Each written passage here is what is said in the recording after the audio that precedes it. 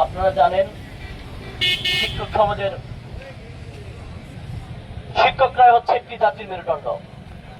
আপনারা জানেন শিক্ষকদের লাঞ্ছিত মানেই গোটা শিক্ষা ব্যবস্থাকে লাঞ্ছিত করা। আমরা কতিপয় একটি ঘটনা দেখে খুব মর্মাহত হয়েছি।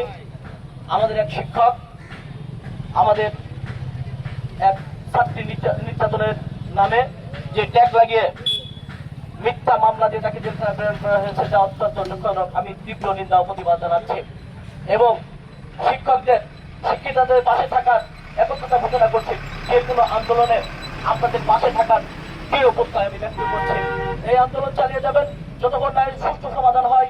পাশাপাশি প্রশাসনের দৃষ্টি আকর্ষণ করছি, এই মামলার সুষ্ঠু তদন্ত করে যারা এই মামলার সাথে জড়িত এই চক্রান্তকারীদের বিরুদ্ধে ব্যবস্থা নেওয়ার জন্য বিনীতভাবে অনুরোধ জানাচ্ছি এবং শিক্ষকদের যে কোনো আন্দোলন কর্মসূচিতে আমি তাদের সাথে থাকার, তাদের পাশে যাওয়ার দৃঢ় ব্যক্ত করে আমার বক্তব্য শেষ করছি।